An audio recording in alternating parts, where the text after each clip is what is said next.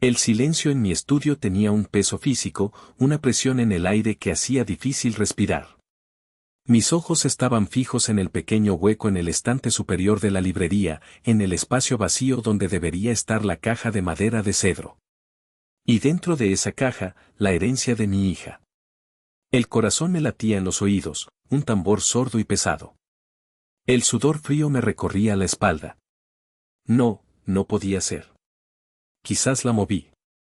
Quizás Ximena la guardó en otro lugar por seguridad. Pero yo sabía que no era verdad.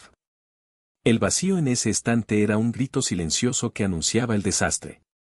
Mi nombre es Damián. Tengo 35 años y soy ingeniero civil. Vivo en una casa que construí con mis propias manos y el sudor de mi frente en las afueras de Guadalajara. Es mi orgullo, el símbolo de años de noche sin dormir y fines de semana trabajando. Es el santuario que he creado para mi esposa, Ximena, una maestra de preescolar con la paciencia de una santa y una sonrisa que podría calmar un huracán, y para nuestra pequeña hija de 5 años, Sofía. Este era nuestro paraíso, nuestro refugio seguro. O al menos, lo era. Hace un año, nuestro paraíso fue invadido.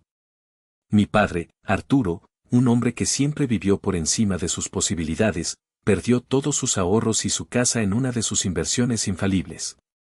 De la noche a la mañana, mis padres y mi hermano menor, Leo, se quedaron en la calle. Mi madre, Silvia, me llamó llorando, su voz quebrada por la vergüenza y la desesperación. ¿Cómo podía decirles que no? Eran mi familia. Así que les abrí las puertas de mi casa, la misma casa que ellos nunca creyeron que podría construir. Les dije que era temporal, solo hasta que se recuperaran. Un año después, seguían aquí. La dinámica familiar se había vuelto una obra de teatro del absurdo. La semana pasada, durante la cena del domingo, Leo, con sus 28 años y ni un solo día de trabajo real en su vida, se jactaba de un nuevo emprendimiento de criptomonedas que lo haría millonario. Mis padres lo escuchaban embelesados, como si estuvieran oyendo a un profeta. Ese es mi muchacho, siempre pensando en grande, dijo mi padre, dándole una palmada en la espalda.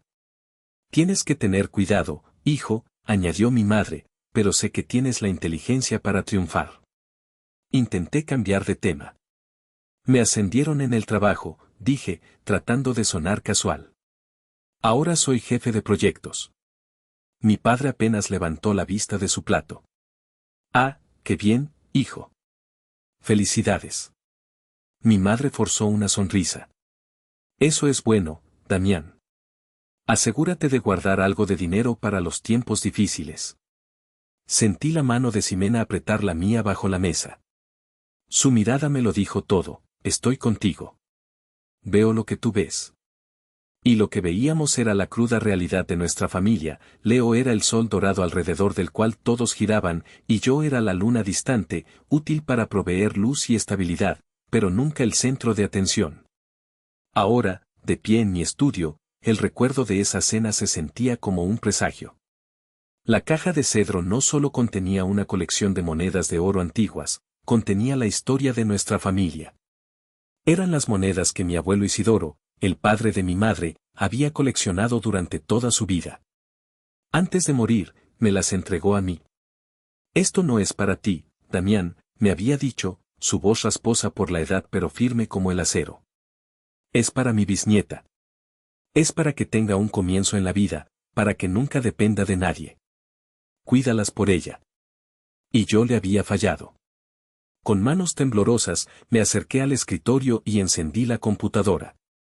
Un nudo de hielo se formó en mi estómago. Sabía lo que tenía que hacer, y la idea me repugnaba. Pero necesitaba saber. Necesitaba ver la verdad, por más fea que fuera. El comportamiento de Leo desde que se mudó había sido una escalada constante de descaro. Empezó con cosas pequeñas. Tomaba mi coche sin preguntar, a menudo devolviéndolo con el tanque vacío y alguna abolladura nueva que juraba ya estaba ahí. Luego empezó a pedirme dinero. Al principio eran cantidades pequeñas para gasolina o comida. Pronto se convirtieron en cientos de pesos para pagar una deuda urgente o invertir en una oportunidad única. Nunca me devolvió un solo centavo.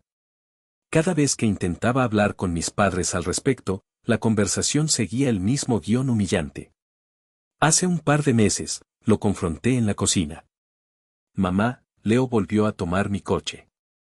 Tenía una junta importante y tuve que tomar un Uber. Mi madre, Silvia, ni siquiera se giró mientras lavaba los platos. Su voz era suave, pero cargada de reproche. Ay, Damián, por favor. Son hermanos, ¿qué tanto problema hay con prestarse las cosas?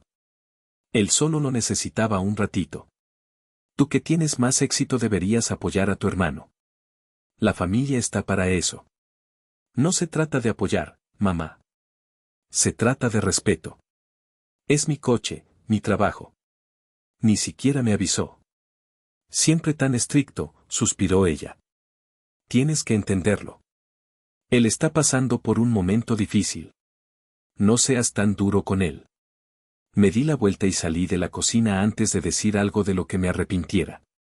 Cada conversación era un callejón sin salida, una pared de excusas y justificaciones que siempre terminaba conmigo sintiéndome como el malo, el egoísta, el que no entendía el verdadero significado de la familia. Ximena era mi único ancla a la realidad. Esa misma noche, mientras acostábamos a Sofía, me habló en susurros en la penumbra de la habitación de nuestra hija. Mi amor, esto no puede seguir así, dijo, su voz llena de una preocupación que me partía el alma. Están abusando de tu bondad.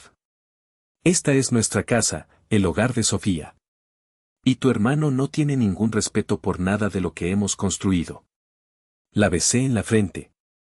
Lo sé, Sime, lo sé. Solo, necesito encontrar la manera correcta de manejarlo sin que todo explote. Ella me miró con sus grandes ojos honestos.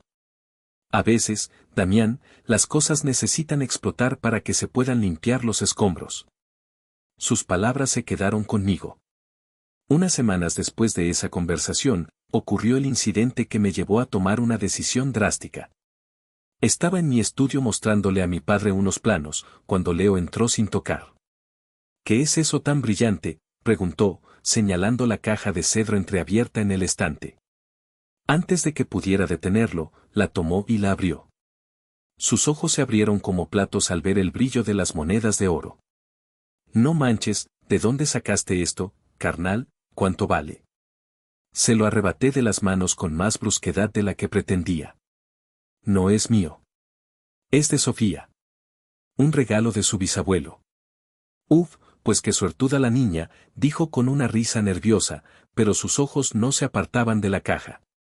Vi una codicia en ellos, una envidia tan palpable que me heló la sangre. Era la misma mirada que ponía cuando veía mi coche o escuchaba sobre mi sueldo. Era la mirada de alguien que no veía el trabajo duro, solo el resultado, y creía que merecía una parte. Esa noche no pude dormir. La mirada de Leo se repetía en mi mente una y otra vez. Al día siguiente, compré una pequeña cámara de seguridad, no más grande que un dado, y la escondí en mi estudio, apuntando directamente a la librería. Me sentí sucio, como un espía en mi propia casa. Me sentí paranoico. Pero una voz en mi interior, la misma voz que Ximena había despertado, me dijo que no era paranoia, era precaución. Era el instinto de un hombre que sentía que su santuario estaba a punto de ser profanado. Y ahora, sentado frente a la pantalla de mi computadora, con el estómago hecho un nudo, estaba a punto de descubrir si mis peores temores se habían hecho realidad. Abrí el software de la cámara, seleccioné la fecha y la hora, y le di a reproducir. El video comenzó a cargarse, y con él, la inminente destrucción de la frágil paz que había intentado mantener durante tanto tiempo. El corazón me martilleaba contra las costillas, no solo por miedo a lo que iba a ver, sino por la certeza de que, después de esto, nada volvería a ser igual. La grabación apareció en la pantalla. La imagen era nítida, en color. Mi estudio, bañado por la luz de la tarde, lucía tranquilo, silencioso. Avancé rápidamente el video, hora por hora. Mi corazón latía con una mezcla de esperanza y pavor. Quizás me equivocaba. Quizás todo era un malentendido. Y entonces, a las 3:15 de la tarde, la puerta de mi estudio se abrió lentamente. Era Leo.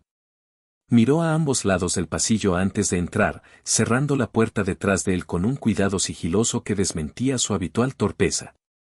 Se movió directamente hacia la librería. No dudó. No miró nada más. Fue directo al estante superior, tomó la caja de cedro y la abrió. La cámara captó el brillo del oro cuando la luz se reflejó en las monedas. Por un momento, solo las admiró. Luego, con una rapidez que me revolvió el estómago, vació el contenido en el bolsillo de su sudadera, cerró la caja vacía y la volvió a colocar exactamente en su lugar. Salió de la habitación tan silenciosamente como había entrado. El video terminó. La pantalla mostraba mi estudio vacío de nuevo, pero ahora el silencio se sentía diferente. Estaba contaminado. Violado. Me quedé mirando la pantalla, incapaz de moverme. No era solo el robo. Era la premeditación. La falta total de vacilación. La forma en que había profanado el único espacio de la casa que yo consideraba mío. La herencia de mi hija, el último regalo de su bisabuelo, ahora estaba en el bolsillo de un ladrón que compartía mi sangre. La ira me subió por la garganta, un sabor amargo y caliente. Apagué la computadora y bajé las escaleras. Encontré a Leo en la sala, tirado en el sofá, jugando con su teléfono. Leo, dije. Mi voz sonó extrañamente calmada. ¿Qué onda, carnal?, respondió sin levantar la vista. ¿Dónde están las monedas? Eso captó su atención. Levantó la cabeza, sus ojos parpadearon con una falsa inocencia. ¿Qué monedas? No te hagas el estúpido, Leo. Las monedas de oro de Sofía. Las que estaban en la caja de cedro en mi estudio. Se incorporó, su rostro se transformó en una máscara de indignación. Oye, ¿qué te pasa? ¿Me estás acusando de algo? ¿Crees que yo te robaría? Soy tu hermano, por el amor de Dios. Su actuación era casi perfecta. La voz temblorosa, la mirada herida. Si no hubiera visto el video, una parte de mí podría haberle creído. Pero lo había visto. Solo te lo preguntaré una vez más, Leo, ¿dónde están? No lo sé, gritó, poniéndose de pie. Y me ofende que siquiera lo insinúes, estoy harto de que siempre me trates como si fuera un delincuente, solo porque a ti te va bien, crees que tienes derecho a humillarme. Justo en ese momento, mis padres entraron en la sala, atraídos por los gritos. ¿Qué son estos gritos?, preguntó mi padre, Arturo, con el ceño fruncido. Es Damián, se quejó Leo, corriendo hacia ellos como un niño buscando refugio. Me está acusando de haberle robado unas monedas. Mi madre, Silvia, me miró con total desaprobación. Damián, ¿cómo puedes pensar eso de tu propio hermano? ¡Qué vergüenza! No lo pienso, lo sé, respondí, mi calma empezando a resquebrajarse. Él las tomó de mi estudio esta tarde. Seguro las pusiste en otro lugar y no te acuerdas, dijo mi padre, con un tono condescendiente. Siempre has sido un poco distraído. ¿Por qué siempre eres tan cruel con él?, intervino mi madre, abrazando a Leo, que ya estaba sollozando falsamente. Tú lo tienes todo, Damián. Una casa, un buen trabajo, una familia, ¿y él? Él está luchando. Deberías tener un poco más de compasión. La injusticia de sus palabras me golpeó como una bofetada. Estaban defendiendo al ladrón y acusando a la víctima. La rabia que había estado conteniendo finalmente explotó. Compasión, ¿quieren ver algo?, espeté. Caminé hacia la televisión de la sala, saqué mi teléfono y abrí la aplicación de la cámara. Con unos pocos toques, la pantalla del televisor cobró vida, mostrando la interfaz de la grabación de seguridad. ¿Qué es esto?, preguntó mi padre, confundido. No respondí. Seleccioné el archivo de las 3:15 de la tarde y le di a reproducir. La sala se quedó en un silencio sepulcral. En la enorme pantalla de 60 pulgadas, la imagen de Leo entrando a hurtadillas en mi estudio era innegable. Lo vimos mirar por el pasillo. Lo vimos cerrar la puerta. Lo vimos ir directamente a la librería. Lo vimos tomar la caja, vaciar las monedas en su bolsillo y volver a poner la caja vacía en su lugar. Cada movimiento, cada gesto, amplificado a un tamaño grotesco. Cuando el video terminó, nadie habló. Leo estaba congelado, su rostro era una mezcla de pánico y odio. Mis padres miraban la pantalla, luego a Leo, luego a mí. Sus rostros, que momentos antes estaban llenos de justa indignación en su defensa, ahora estaban pálidos, sus bocas entreabiertas por la conmoción. La verdad, cruda e irrefutable, estaba ahí, proyectada en alta definición para que todos la vieran. Y en ese silencio atronador, supe que la guerra acababa de comenzar. El silencio se rompió con un sollozo. No fue un sollozo de arrepentimiento, sino de autocompasión. Leo se derrumbó en el sofá, cubriéndose la cara con las manos. Yo solo las iba a tomar prestadas, gimoteó. Tenía una oportunidad de negocio increíble. Iba a duplicar el dinero y devolvérselas antes de que te dieras cuenta, iba a ser una sorpresa. Miré a mis padres, esperando. Esperando una disculpa, una reprimenda a Leo, algo, cualquier cosa que se pareciera a la justicia.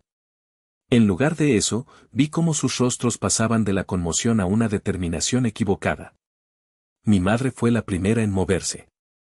Se sentó junto a Leo y le pasó un brazo por los hombros. ¿Lo ves, Damián?, dijo, su voz suave y suplicante, como si yo fuera el que necesitaba ser convencido. No era un robo.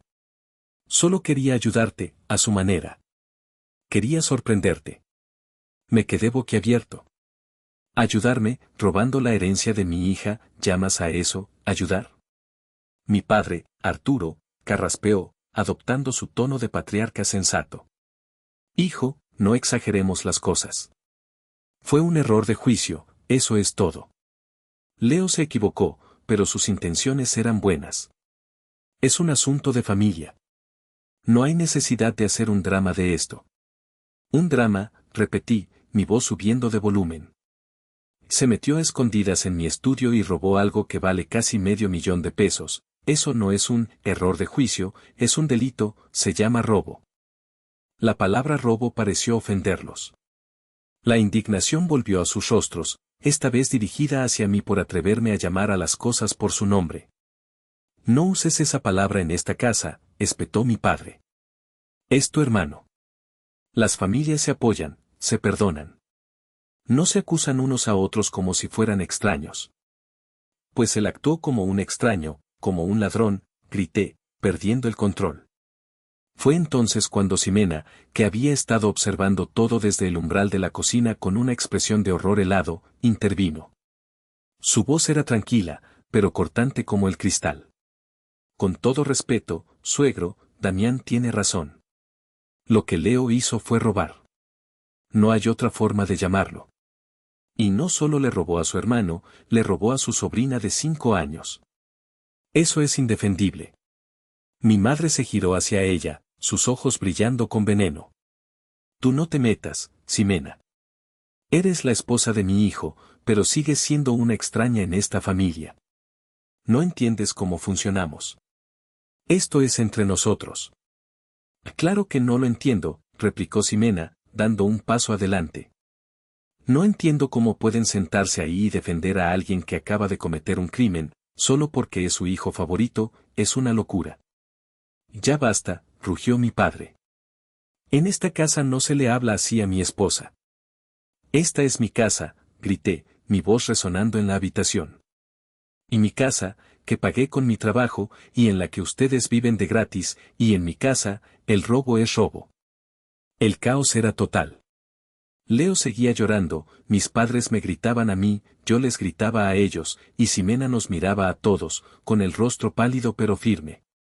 Y en medio de toda esta locura, nadie se dio cuenta de que una figura se había levantado silenciosamente de su sillón en el rincón más oscuro de la sala. Mi abuelo Isidoro. Tiene 80 años, es un exmilitar que vio más cosas en su juventud de las que la mayoría de nosotros veremos en toda una vida. Es un hombre de pocas palabras, casi ninguna. Desde que se mudó con mis padres a mi casa, pasaba la mayor parte del tiempo en su habitación o en su sillón, observando. Siempre observando. Sus ojos, todavía agudos y penetrantes, no se perdían nada. En medio de la cacofonía de gritos y acusaciones, mi abuelo se puso de pie. No dijo una palabra. Su rostro era una máscara de piedra, impasible. Con la espalda recta y una dignidad que contrastaba violentamente con la histeria de la habitación, se dio la vuelta y caminó lentamente hacia el pasillo que llevaba a las habitaciones. Su salida fue tan silenciosa que al principio nadie la notó. Pero su ausencia dejó un vacío, una repentina caída de presión en la atmósfera. Los gritos se apagaron, convirtiéndose en murmullos. Todos nos quedamos mirando el pasillo vacío por donde había desaparecido. Había algo en su silencio, en su deliberada retirada, que era más aterrador que cualquier grito. Era la calma antes de una tormenta, la quietud de un depredador antes de atacar. Mi madre intentó reanudar su defensa. Como decía, Damián, tienes que ser más comprensivo. Pero su voz se apagó. Nadie la estaba escuchando. Todos teníamos la misma sensación ominosa, la misma pregunta sin formular en el aire, ¿a dónde había ido el abuelo? ¿Y qué iba a hacer? La tensión en la habitación era tan espesa que se podía cortar con un cuchillo. La batalla de gritos había terminado. Y una guerra mucho más silenciosa y peligrosa estaba a punto de comenzar. Pasaron 5 minutos que se sintieron como 5 horas. El silencio en la sala era pesado, denso, solo interrumpido por los sollozos ahogados de Leo y la respiración agitada de mis padres. Yo estaba de pie, con los brazos cruzados, sintiendo una mezcla de furia y agotamiento. Ximena estaba a mi lado, su mano en mi espalda era un pequeño punto de calor y cordura en medio de la locura. Entonces oímos sus pasos. Lentos, medidos, viniendo por el pasillo. No eran los pasos vacilantes de un anciano. Eran las pisadas firmes y deliberadas de un soldado en una misión. Todos nos giramos hacia el pasillo. Mi abuelo Isidoro apareció en el umbral. No llevaba un arma, ni un bastón, ni nada que indicara violencia física. En su mano derecha sostenía una vieja carpeta de cartón, de color beige, atada con un cordón deshilachado. Caminó hasta la mesa de centro, la que estaba entre los sofás donde se sentaban mis padres y Leo, y la que estaba frente a mí. Con un movimiento lento y preciso, colocó la carpeta sobre la mesa. El sonido del cartón contra la madera fue el único ruido en la habitación. ¿Qué es eso, papá?, preguntó mi madre, su voz un susurro tembloroso. Mi abuelo no le respondió. Desató el cordón con sus dedos nudosos y abrió la carpeta. Dentro había un fajo de papeles amarillentos, con sellos oficiales y firmas antiguas. Sacó el documento de la parte superior y lo alisó sobre la mesa para que todos pudiéramos verlo. Era una escritura. Un título de propiedad. Reconocí la dirección de inmediato. Era la casa donde yo había crecido, la casa que mis padres habían tenido que vender para pagar las deudas de mi padre. No entiendo, papá, dijo mi padre, Arturo, inclinándose para ver mejor. Esa es la escritura de nuestra antigua casa. La vendimos el año pasado. Mi abuelo Isidoro levantó la vista por primera vez. Sus ojos no se posaron en mi padre, ni en mi madre, ni en Leo. Se posaron en mí. Y por primera vez en mucho tiempo, vi algo más que su habitual reserva. Vi una especie de complicidad, de justicia largamente esperada. Nunca la vendiste, Arturo, dijo mi abuelo. Su voz era grave, tranquila, pero resonó en la habitación como un trueno. Porque nunca fue tuya para vender. Un silencio confuso se apoderó de la sala. Mi padre parpadeó. ¿De qué estás hablando? Tú y mamá me la regalaron cuando me casé. Te dejamos vivir en ella, corrigió mi abuelo, su voz fría como el hielo. Pero yo siempre supe qué clase de hombre eras. Impulsivo. Malo para los negocios. Un hombre que apostaría el techo de su familia por un sueño tonto. Así que, hace 20 años, cuando Damián cumplió 15, hice algo. Fui a un notario. Y puse esa casa, legalmente, a nombre de una sola persona. Hizo una pausa, dejando que el peso de sus palabras se asentara. Luego, con un dedo, señaló el nombre del propietario en la escritura. La puse a nombre de tu hijo. De Damián. El aire pareció salir de la habitación. Miré la escritura. Y allí estaba, debajo de toda la jerga legal, propietario, Damián Reyes. Mis padres se quedaron mudos. Sus rostros eran un lienzo de incredulidad y pánico. Habían vendido una casa que no les pertenecía. Habían vivido durante décadas en una propiedad que, legalmente, era mía. El dinero que recibiste de la venta, continuó mi abuelo, fue un préstamo que Damián, sin saberlo, te hizo. Un préstamo que ahora le debes, además de las monedas de tu nieta. El mundo se había puesto de cabeza. El poder en la habitación había cambiado de forma tan repentina y violenta como un terremoto. Ya no era yo contra ellos. Ahora, yo lo tenía todo, y ellos no tenían nada.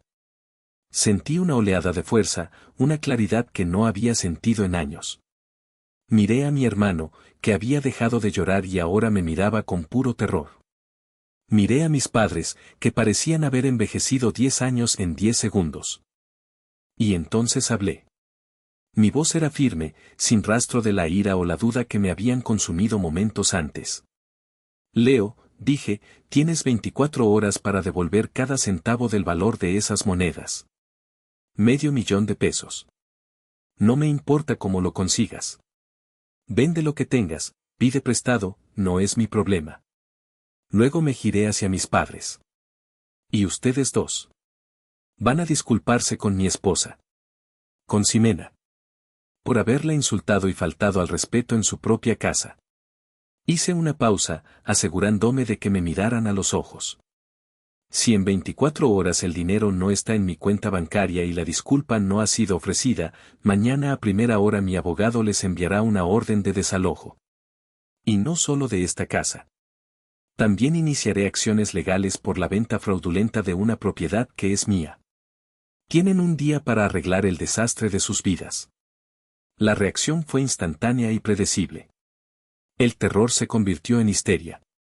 ¿Y $500,000, de dónde voy a sacar eso?, gritó Leo, poniéndose de pie de un salto.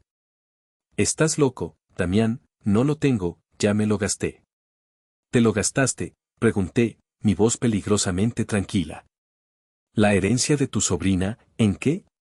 En deudas, y, tartamudeó, Camilo y yo, invertimos en algo. Tu amigo el vago, dije con desprecio.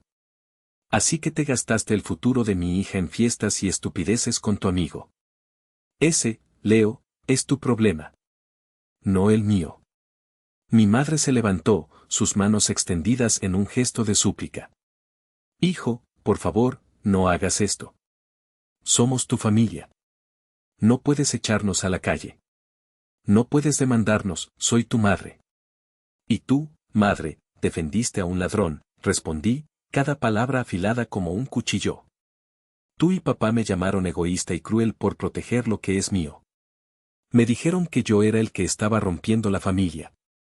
No. La familia ya estaba rota. Ustedes la rompieron con su favoritismo y su ceguera.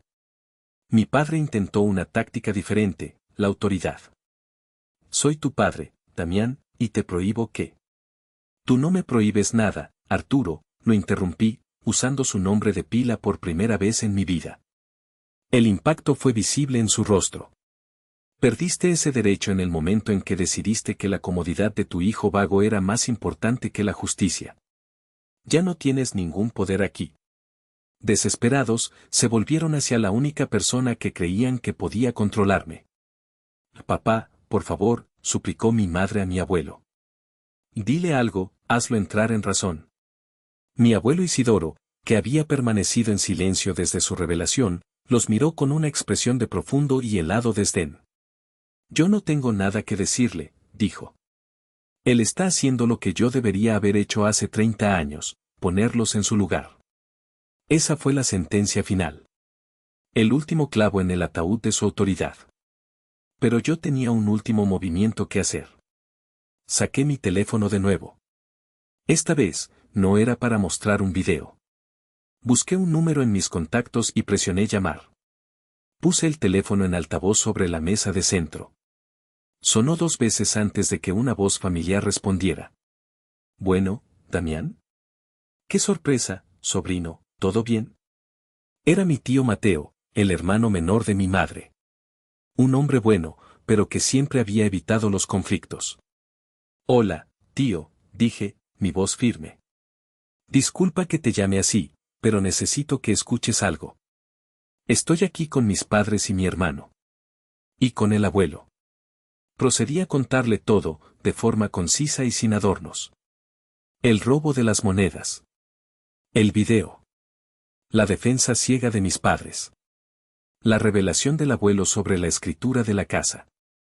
Cuando terminé, un largo silencio se apoderó de la línea. Podía oír su respiración. Mis padres me miraban con odio puro. Había llevado su vergüenza fuera del círculo íntimo. Finalmente, mi tío Mateo habló. Su voz sonaba cansada, resignada. Damián, suspiró. Hiciste lo correcto. Tu hermana, mi hermana Silvia, y Arturo, siempre han sido así con Leo. Siempre lo han consentido, siempre le han tapado todo. Yo me cansé de decirles algo hace años.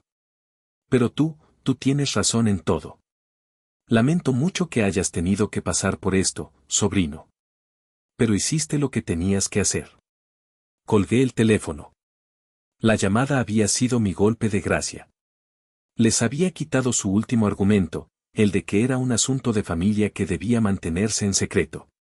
Les había demostrado que incluso fuera de esas 4 paredes, su comportamiento era indefendible. Estaban completamente solos en su isla de engaños. Me giré hacia Ximena, que me miraba con una mezcla de orgullo y asombro. Le tendí la mano. Luego miré a mi abuelo. Vámonos, dije. El tiempo, añadí, mirando a los 3 rostros destrozados en el sofá, empieza a correr. Ahora. Y sin decir una palabra más, di media vuelta y salí de la sala, llevando a mi esposa y a mi abuelo conmigo. Dejé a mis padres y a mi hermano solos, ahogándose en las ruinas del mundo que ellos mismos habían creado.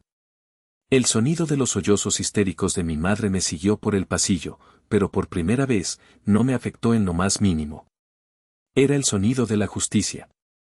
Las siguientes 24 horas fueron un torbellino de pánico y negociaciones desesperadas por su parte, y de un silencio firme por la nuestra. No hubo disculpa. No hubo dinero. Solo llamadas frenéticas a familiares, que, gracias a mi conversación con el tío Mateo, ya estaban al tanto de la situación y les ofrecían simpatía, pero no soluciones. Fui fiel a mi palabra. A la mañana siguiente, a las 9 en punto, mi abogado envió las notificaciones formales. Una orden de desalojo con un plazo de 30 días y una demanda por fraude. La guerra había pasado de los gritos en la sala a los documentos legales sellados. Los 30 días que siguieron fueron los más largos y tensos de mi vida. La casa se convirtió en un campo de batalla silencioso. Mis padres y Leo se movían como fantasmas, evitando el contacto visual, susurrando entre ellos en las esquinas.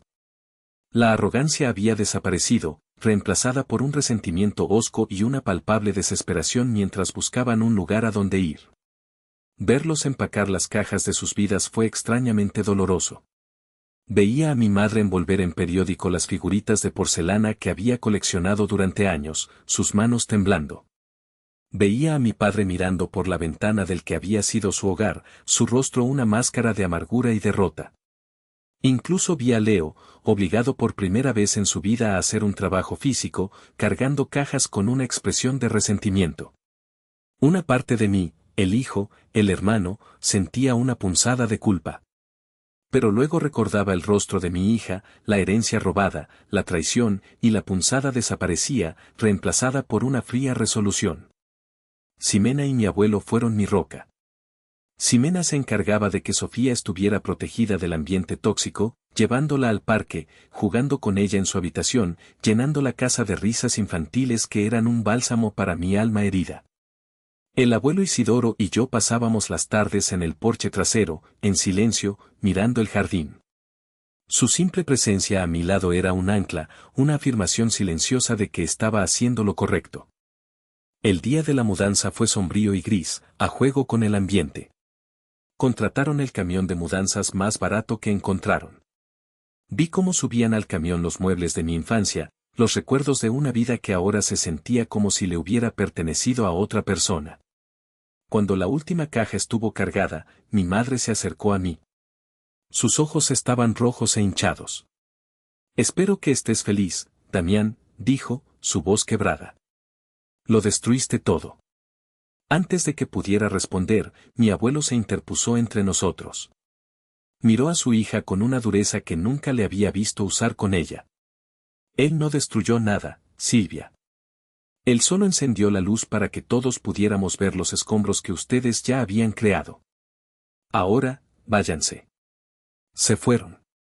Vi el camión de mudanzas alejarse por la calle hasta que fue solo un punto en la distancia.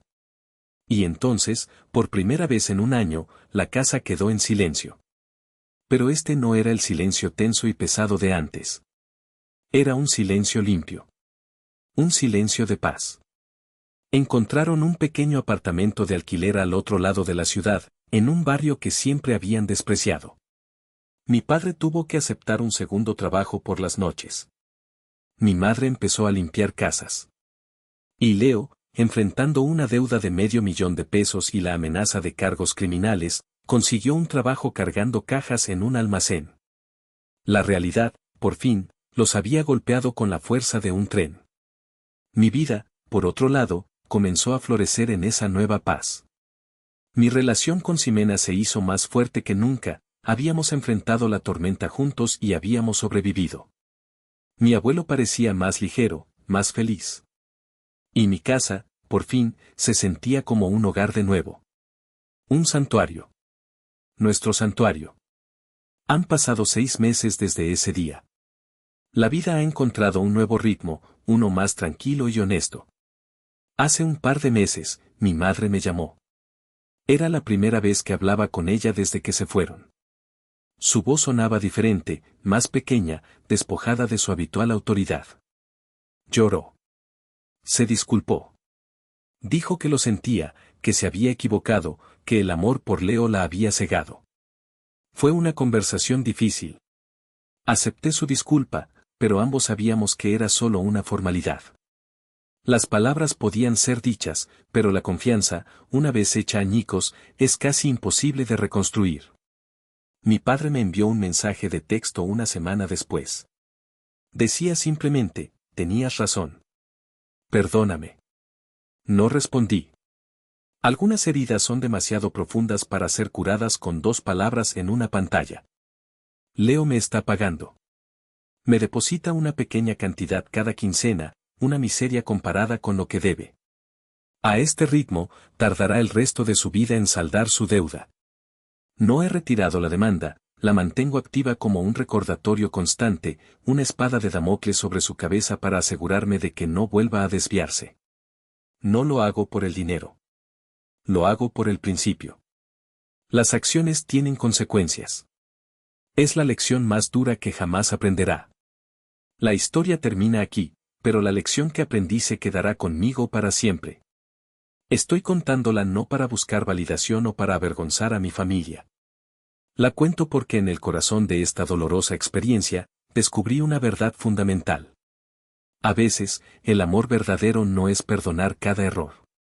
A veces, el amor verdadero es trazar una línea clara en la arena y decir hasta aquí.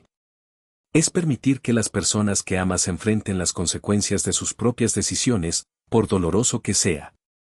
Porque solo a través de esas consecuencias pueden tener la oportunidad de crecer, de cambiar, de aprender la diferencia entre el bien y el mal. Y lo más importante que aprendí es que la palabra familia es más que solo lazos de sangre. La verdadera familia no se define por el ADN compartido, sino por el respeto mutuo. La familia son las personas que te defienden, no las que te atacan. Son las que te dicen la verdad, incluso cuando duele. Son las que están a tu lado en la batalla, no las que te apuñalan por la espalda. Hoy, mi familia es más pequeña. Somos solo 3 generaciones bajo este techo, mi abuelo, el pilar de la justicia, mi esposa, el corazón de nuestro hogar, mi hija, el futuro brillante, y yo, el guardián de nuestro santuario. He perdido a un hermano y a mis padres tal como los conocía. Pero a cambio, he ganado paz. He ganado respeto por mí mismo. Y he asegurado que mi hija crecerá en un hogar donde se le enseñará el valor de la honestidad, la responsabilidad y, sobre todo, que el amor nunca debe ser una excusa para la injusticia. Y esa, para mí, es una victoria que vale cualquier precio.